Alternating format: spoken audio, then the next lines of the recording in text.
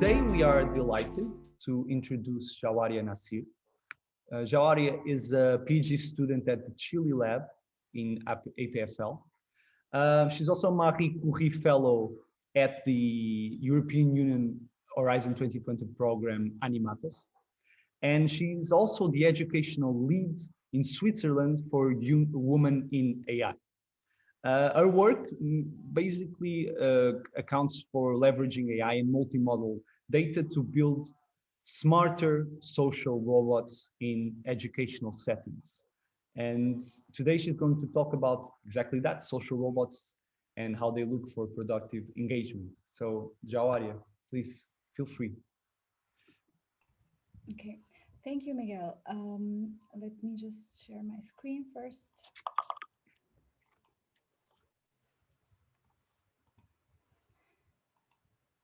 So do all of you see my screen? Yes, perfectly. Yes. Okay. So firstly, thank you so much, the organizers of Talking Robotics, for having me here. I am very happy. I think that this is it's a very nice initiative by you guys to bring the community together, as you were mentioning earlier. There was definitely a need for that.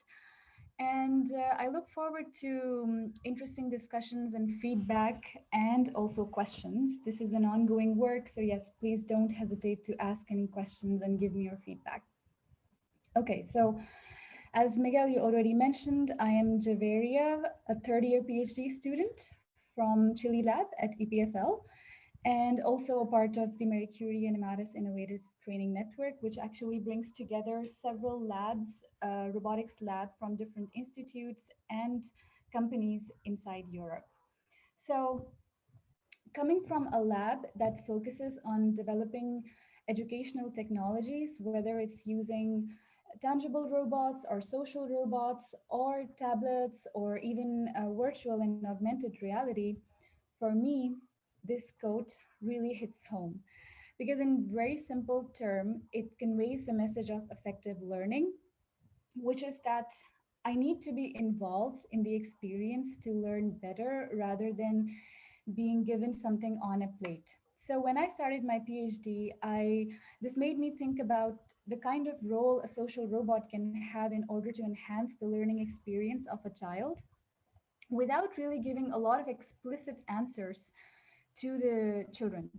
So and then again, and then there's also this thing that HRI is now being really implemented or envisioned in various fields like healthcare or guides in museum or train stations, and of course in educational settings. So what really was interesting for me to ask this question, what makes HRI different in educational settings? And so in my personal opinion, I feel like in other scenarios, generally interaction is the goal. But in educational settings, interaction is basically means to a hidden goal, that is learning. And so I think that inspiration from various fields can really help us to unveil this hidden goal. So I'm basically in my research, I'm looking at literature from, of course, human robot interaction, multimodal learning analytics, machine learning, and educational theories. And so a quick outline of the presentation today. So I'm going to first be highlighting the problem statement, which will be the focus of the talk today. And also it's one of the major focuses of my PhD research. And then I'm going to be highlighting some of the challenges which I think the state of the art is facing in this direction. And the big question, which I'm trying to ask and then answer, some of it, partially at least, in my research. And that part I've broken down into 5 steps to easily navigate through the talk. And in the end, I'll be wrapping up the entire presentation. So let's start with the problem statement. So we have a robot here, a social robot called Curie Robot. And if we put it in educational settings, what I envision is this, a goal-centric robot. So a robot which is not aware of the solution of whatever the underlying educational activity is, but it can infer in real time if the student is engaged in the learning process or not. And then it can also be able to answer that how and when should I help? And this is particular, like there are a lot of challenges that make this non-trivial. And on top of that, research has also shown that social behavior after a certain point can be distracting. So it's not just about, so we really have to be careful about that, because when the goal is learning, we cannot have the robot distracting the students from that goal. So engagement is not something new. It's a concept which is widely investigated in HRI, but yet it's still elusive. And the reason why it's popular in educational HRI, I must say, is because it has been found to be linked with increased productivity and learning gain. But the way it's currently modeled in educational HRI, there are a number of challenges that we're currently facing. And I'm going to be talking about 4 challenges out of all, which generally are serving as a motivation for my research question. So the first one is this. More often than not, in educational HRI, engagement and learning are assumed to have a very simplistic relationship. And so generally what you have is this. In order to maximize learning, we maximize engagement. But there are reasons to believe from educational theories that the relationship between the two might not be as simple. And so inspired by such theories, we propose a paradigm shift where the idea is that in order to maximize learning, we need to optimize engagement, because engagement can have a positive or a negative effect on learning the way it's currently defined.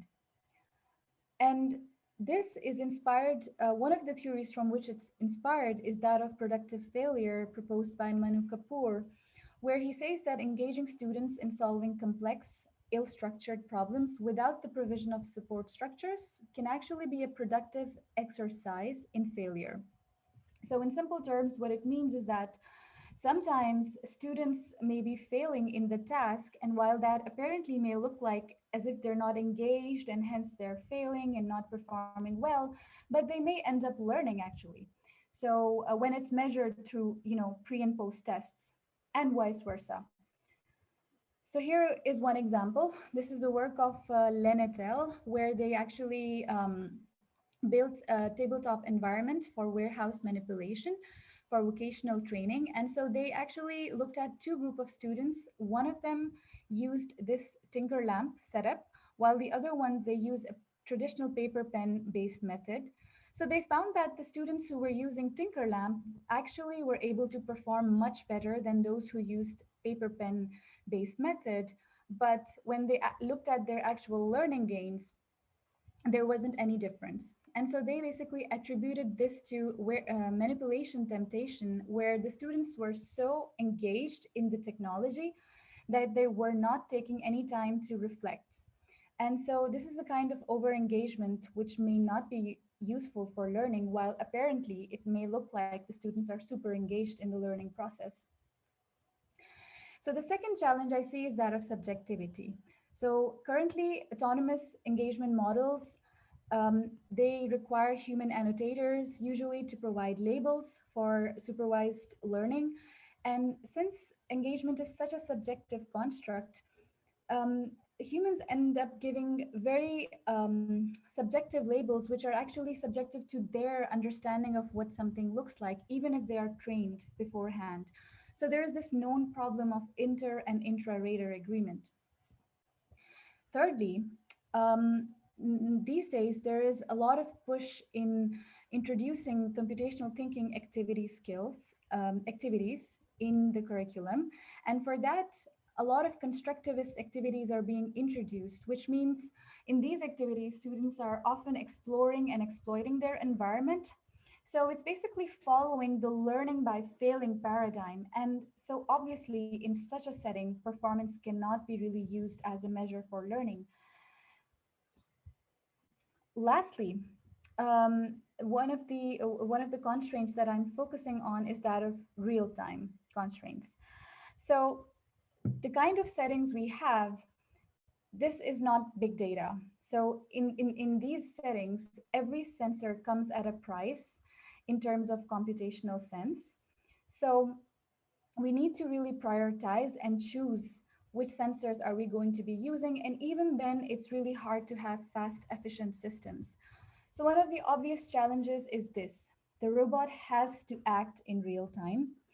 And secondly, a less obvious challenge that we face is that learning itself also occurs in real time. So you cannot ask people to learn slower because the sensors or the robot need more time. So keeping these challenges in mind, I move to the big question, which I'm trying to answer in my research. To cater these challenges, in order to build goal-centric educational robots, the one that I showed earlier, and that slide will actually keep on coming again and again, how can we leverage multimodal data and data-driven machine learning techniques? So as a first step, um, I think that it's important to have a rich HRI learning activity where the robot and the students can interact, and that can then provide as a context for building and designing robot behaviors. So inspired by the latest push of constructivist activities, which albeit are harder to analyze, but if we're able to have a robot which is able to analyze such settings, it would mean that we would have a much more robust system. And so, inspired by this, me and my colleague, we built a platform called Just Think, which is a robot mediated human human collaborative learning activity where the children learn computational thinking skills through algorithmic reasoning problems. And then the second aim of this activity is also to promote collaboration skills by the design choices in this activity. And thirdly, and most importantly, this serves as a rich platform to design and evaluate robot behaviors. So we took this to several classrooms in Switzerland, and with around 100 children, we tested this activity. And in this activity, the role of the robot, let's call the robot Ron in this scenario. The role of the robot was to basically automate the entire activity and to provide basic guidance and motivational support to the teams. So what we found was that the performance of the students in the activity was not correlated to their learning gains, which were measured through the pre and post tests. And also the performance was not at all correlated with how the students perceived the robot.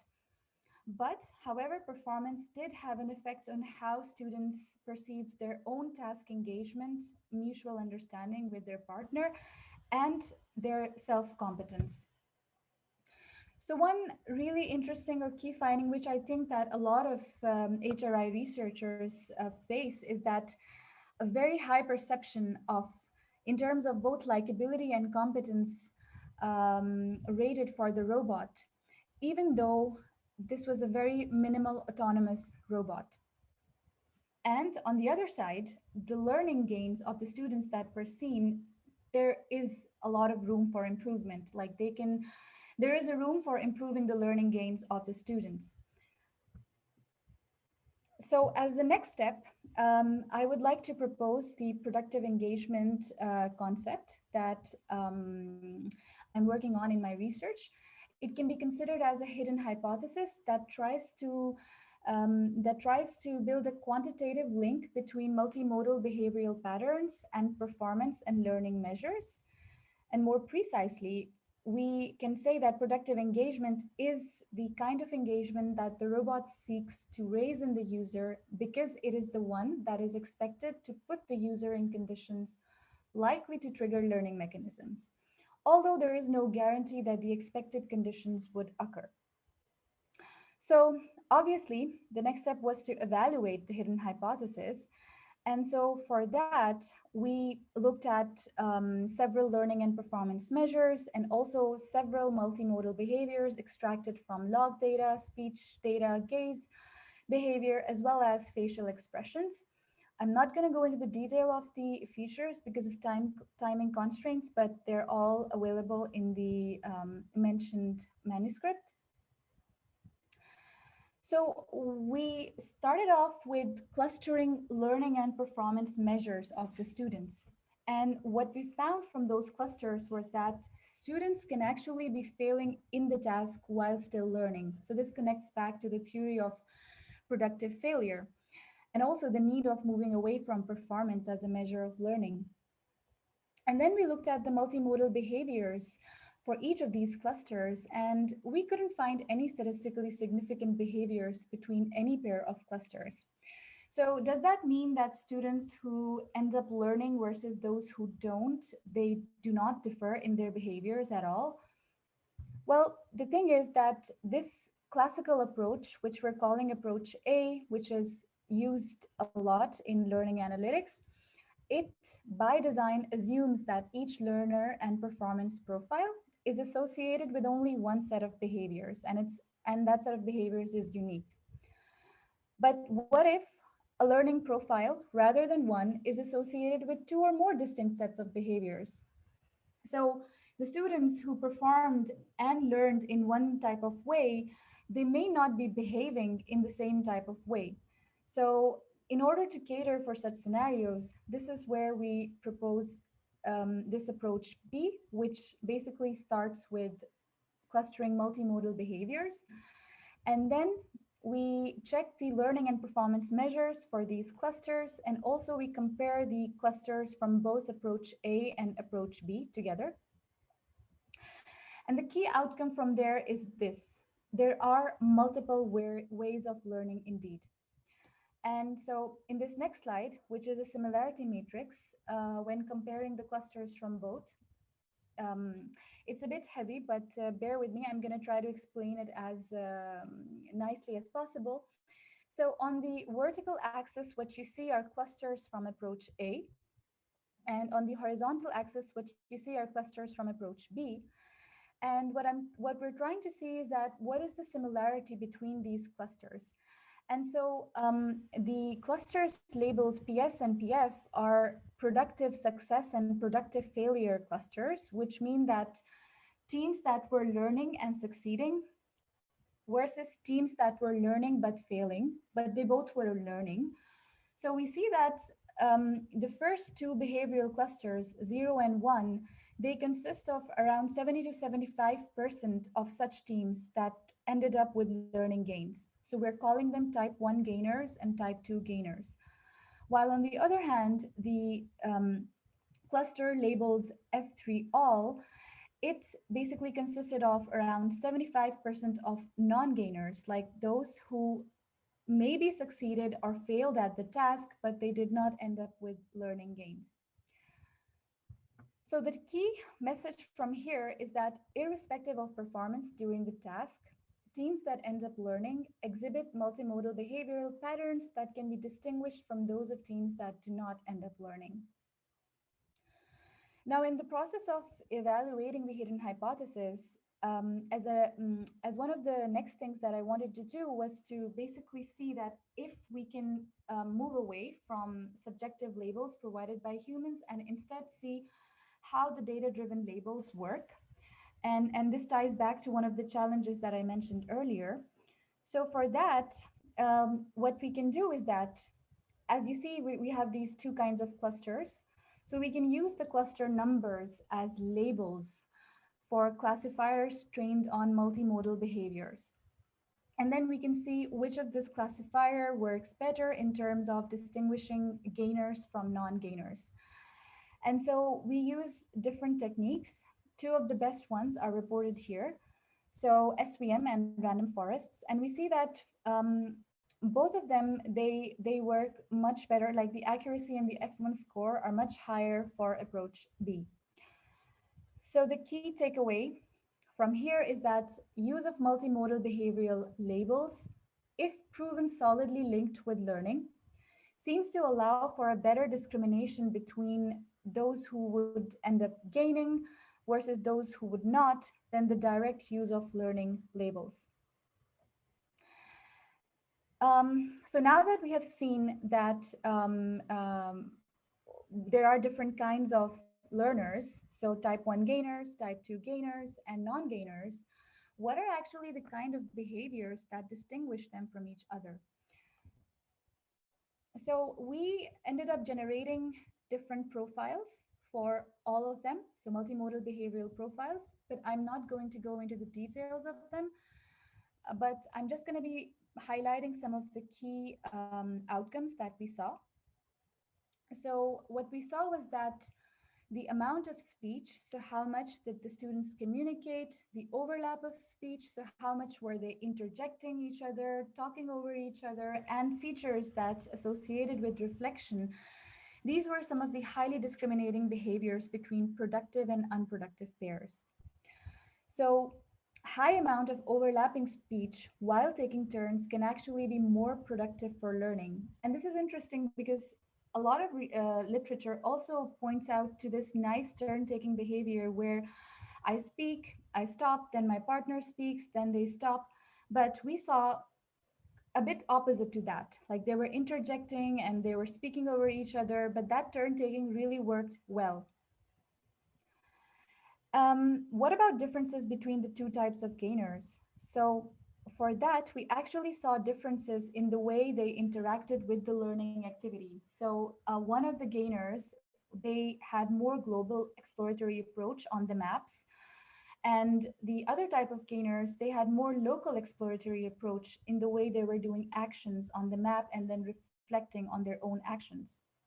But more interestingly, I would say, we also saw that one type of gainers, they showed significantly higher negative valence and arousal than the other type. So one type of gainers were calm, while the other were more frustrated. And we also saw frustration in the non-gainer group. So this actually suggests something interesting, that frustration itself may not either be good or bad for learning, but it's the set of other behaviors that would define if frustration would be conducive to learning or not. So, all in all, in this constructivist HRI scenario, productive versus unproductive pairs, while apparently not easy for a human mediator to distinguish, because human mediators can be biased by performance, high negative valence, so frustration, a lot of interjections, but these pairs can be distinguishable by a robot using a multimodal data approach. So coming back to this goal-centric robot that we're envisioning, now that we have these behavioral profiles, can we use them already to intervene in real time and to help in the learning process? The thing is that until now, what we saw, it was really focusing at the end of the learning process. So we were looking at the snapshot of behaviors at the end of the learning process. So they were all averages or frequencies, but learning doesn't happen that way. Like learning is an evolutionary process. How do those behaviors evolve over time? So this really called out to go deeper into temporal level data and see if the findings over there are consistent with what we have seen until now. So naturally, as the next step, we did some temporal analysis, and I wouldn't be really going into the detail over here, but just briefly, we treated the data in two different ways. So we either took full sequence of multivariate behaviors as a data point, or we looked at each time window as a data point, where another feature of normalized time was added so that each time window has temporal information. And then with both of these kinds of data, we did different types of analysis like clustering, classification, sequence mining, and HMMs. And the key outcome from here is that we do see consistency with the previous findings, but we also see additional information which actually suggests that at temporal level, students from any group are oscillating between the micro profiles that I talked about earlier over the entire learning process. So while at the end of the activity, we might be able to say that, okay, this group is more of this profile, or this group is more of this profile in terms of their behaviors. But when you look at the temporal level data, you see that all of them will oscillate between these profiles at one time or the other. But the difference actually lies in how much time does a certain group take to come out of a non-productive state and go into more productive states, or what is the probability of going back to non-productive states. So this highlights the importance of really needing insights from temporal level analysis in the inference systems for the robots. So until now, the information that we have, it can be used by our robot to tell if a team will be type 1 or type 2 gainer or non-gainer.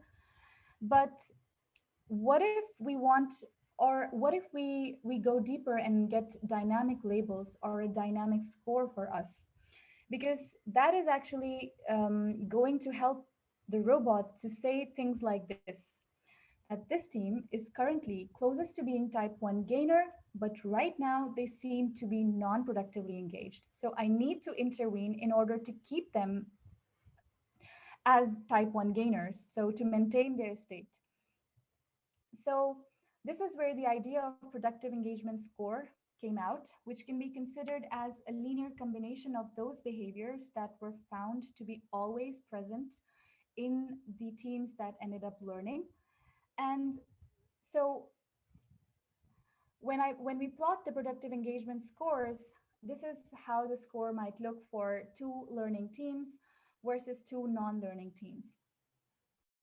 But we cannot go ahead and use this score right now, because there is a need to validate that whether the score, the productive engagement score for learning teams is significantly different, statistically different from the non-learning teams. So we actually did 3 types of analysis. And from all types of analysis, we were able to see that there is a statistical significance. So the way the productive engagement score evolves for learning teams is different from the way it evolves for non-learning teams. And so this score basically provides an efficient, simple, remarkably faster and lighter way of tracking the team's productive engagement state.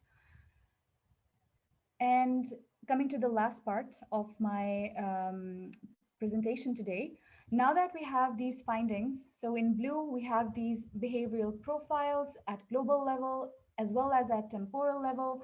And then in green, we have the productive engagement score, which is at temporal level as well. So how can all of this information be used by a robot to be updated? So previously you saw Ron. How can we update Ron to be a better robot in the learning process of children? So what we actually decided in the pursuit of this goal-centric robot was to actually build several variants of the robots that will be using different levels of information from productive engagement framework. And we started off with this first variant that I'm calling Harry. And those of you who are Harry Potter fans, you might now be seeing that there is a theme here. And I have my reasons to call them these, like with these names, but that's a discussion for another time. But Harry is basically using some information from the productive engagement framework to suggest behaviors to learners that are actually found to be conducive to learning. And it suggests these behaviors at fixed times. And so just last week, I was able to do some experiments, online experiments. Ideally, it should have been like this, but due to COVID constraints, as you all know, I ended up having an online study which looked like this. So there is a remote setup at the lab, and then there are children in the school who are interacting with the robot and the application through Zoom. So I haven't really been able to dig through the data yet, but the initial impressions are suggesting something interesting. So it looks like students' perception of the robot, Harry, around competence seems to decrease as the robot starts giving more useful feedback. So this is in comparison to Ron, the previous robot that I showed you, which was in the very beginning of the talk. So it looks like their perception of competence seems to decrease. And it might be because now the robot has more chances to expose its faults. And so then this brings up an interesting question that as the robot becomes more aware of the student's productive engagement state, does that affect learning, the degree to which the students agree with the robot's suggestions, and robot perception similarly?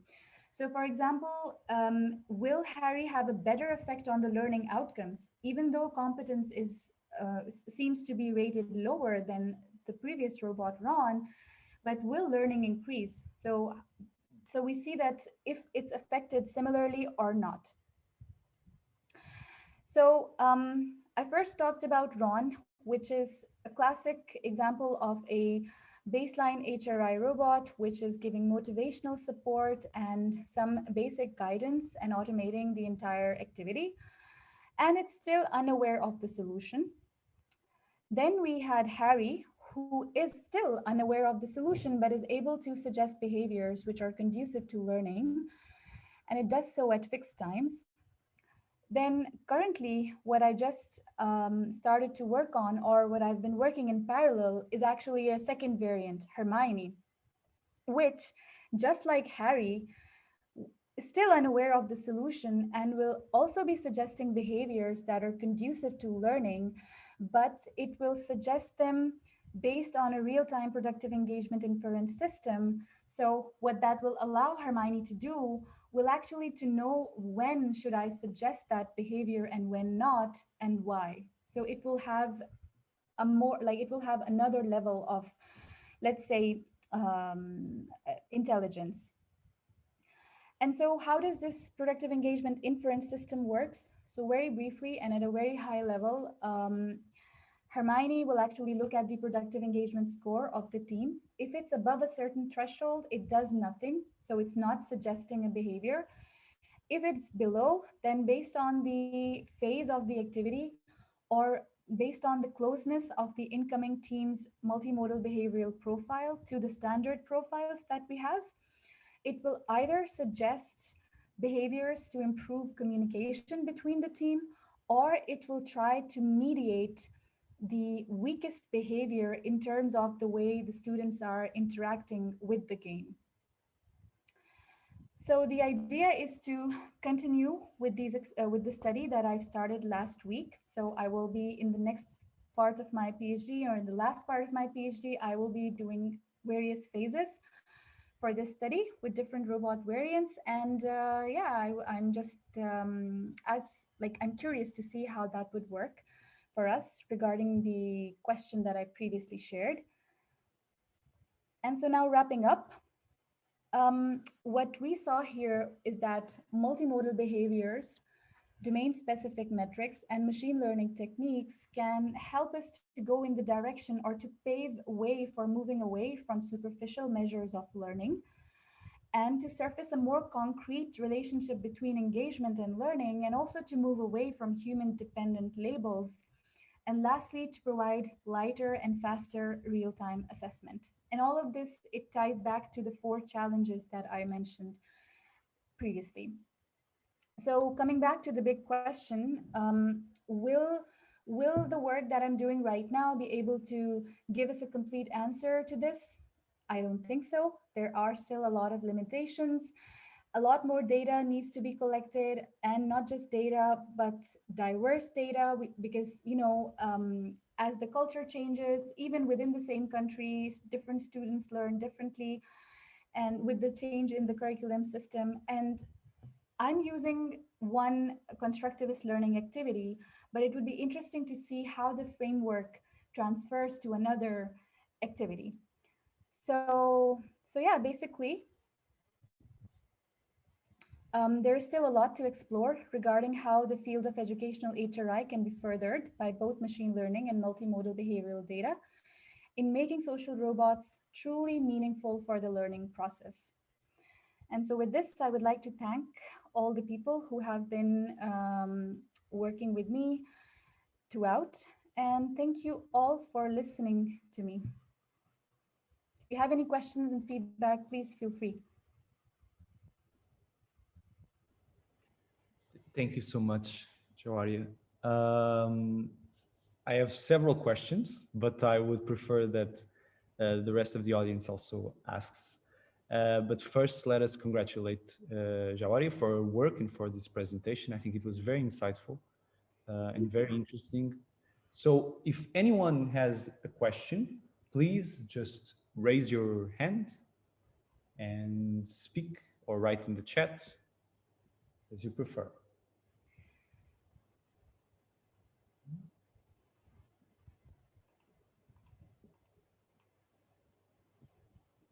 Okay, everyone's a bit shy. It's always like this. So let me start with a very simple question. First, I would like to say that I know very little about this.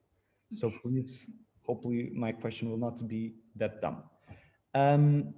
My question is, when we are talking about robots interacting, especially when it's short-term interactions, there's always this novelty effect, right, on the interaction. So my question would be if you could talk a bit about the relation between engagement and novelty.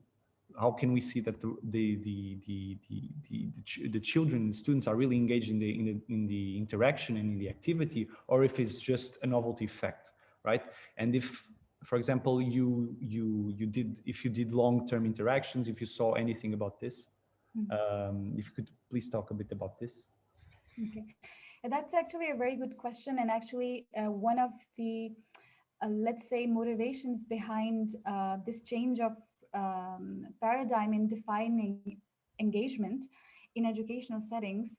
So as I don't know if you remember, but the first study that I showed, we saw a ceiling effect in terms of how students rated their perception of the robot and also their perception of engagement. So they rated it very high, even though there was a correlation with performance, but in like it was still very high. So this is actually one of the reasons why in this work, the idea is to move away from self-perception measures or behaviors that are apparently or seemingly they suggest engagement. And then the idea is to try to link learning, actual learning, to behaviors, and the behaviors that are then conducive to learning, the robot is going to look for those behaviors. So for example, an example that I can give is that of frustration. So usually when we're looking at someone doing an activity, and if they're super frustrated, or we may feel like they're not really enjoying the game, or they're not really engaged in the learning process.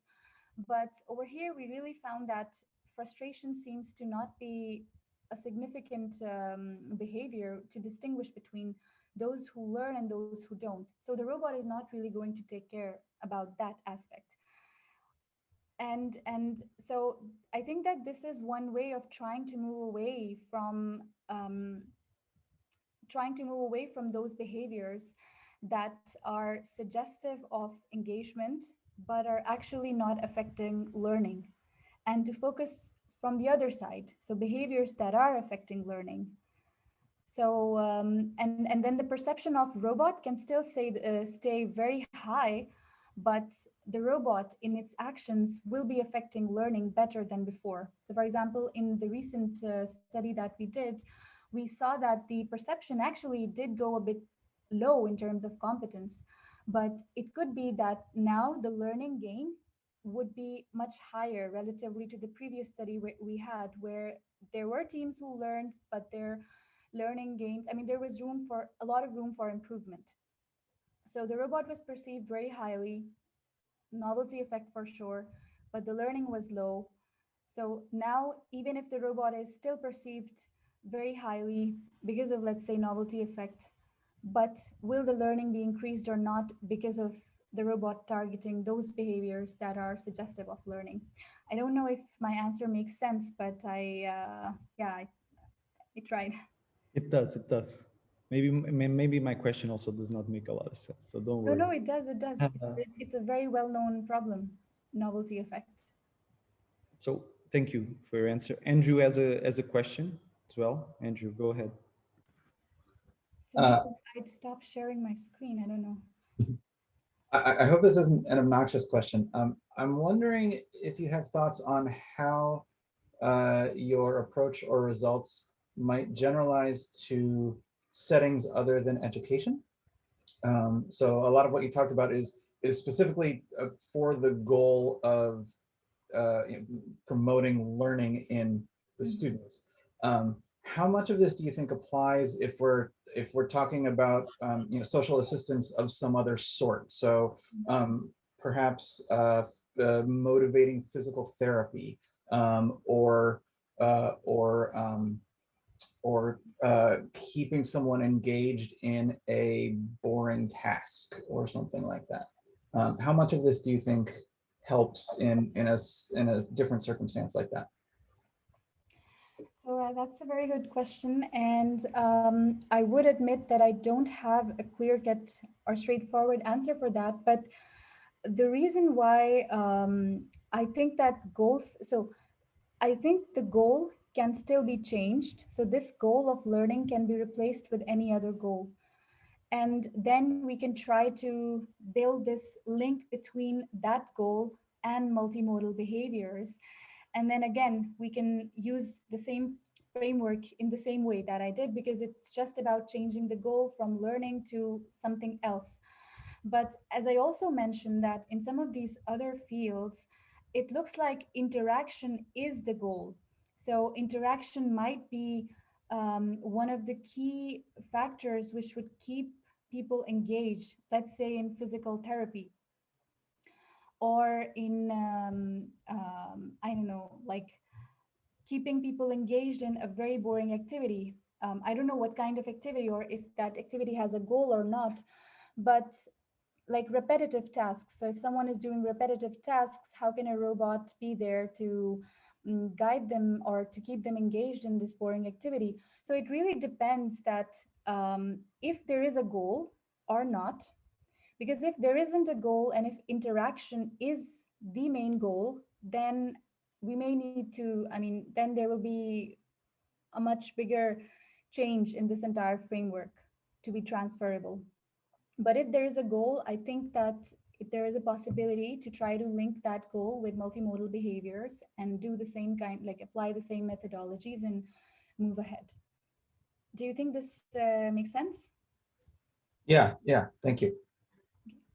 Welcome. Thank you, Andrew.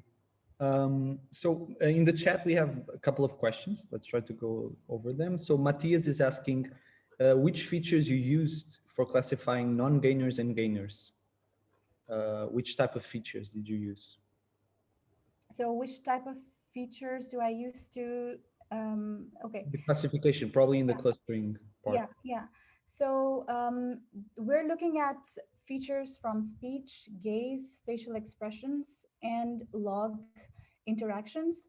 So we're using features like, so I can actually share my screen again because I have a table which I didn't show but might help. Um, okay, so wait.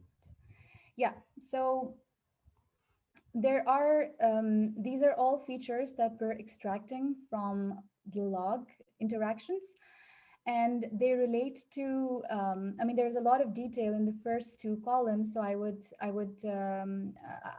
suggest you to look at the last column, which is basically things like exploration, reflection, confusion. So how much are they adding? So they were building basically rail tracks, and they had to spend as little as possible because they were trying to connect all the gold mines in the kind of activity we had. And so we were looking at things like how much were they adding, how much were they deleting, how many times were they submitting, or how much were they looking at their previous solutions, because their previous solutions would help them to see what worked and what did not. And how many how many times there were redundant rail tracks on the map. And then we were looking at classic features from facial expressions like positive valence, negative valence, arousal, then gaze at partner, robot, on the screen. And we looked at things like speech activity, short pauses, long pauses, speech overlap. So yeah. these were the kind of features that we used, and some of them, of course, were more um, significant predictors. While yeah, so like I mentioned, like speech overlap and the amount of speech, and some of the log interactions and reflective behaviors, they were much better predictors of learning than the others. Okay, perfect. I think that answers perfectly Matthias' question. So one last question from Amanda. Did you saw any demographic patterns in how learners slot into your type 1 and type 2 and non-learner categories? For instance, do same gender pairs tend to be more productive or to engage more? Yeah, that's a very good question. Actually, no, I didn't inquire for that. So, but we had a very equal distribution of like females and males in our data. But I did not really inquire if pairs with same gender versus with opposite genders were they more productive or not? Were one of them more productive or not? But yeah, that could be interesting to look into. I also see a question from Sylvia, who asked, why do human dependent labels are something we need to avoid? So that was actually one of the major motivations, or let's say challenges, which we currently have right now, because engagement is a very, very subjective construct. And so usually the way we get human labels is that we ask them to annotate videos. And so they look at the videos and then they're able to, then they're annotating video windows of 10 seconds or more. It really depends on what you want, the granularity. And so even if you're training them, I think that there will be a lot of subjectivity coming from the concept of engagement itself and the personality of the annotator, and how what they perceive as something, what they perceive as how engagement looks like. So it's quite difficult to avoid that subjectivity. And that's why usually we have low inter and intra-rater agreement from these annotations. But we still go ahead with such models because that's one of the, I mean, and the other reason is that it takes a lot of time, and it's super expensive to find people who will be annotating all of this data for you, and it takes a lot of time. So these are some of the reasons to move away from human labels. I think that answers you. perfectly. For the rest, I believe we can move the question on Slack. Yeah. Yeah. So I think afterwards we can proceed with the discussion in Slack. There's already a channel for Jauwaria, and you can ask there your questions and engage a bit more with Jauwaria.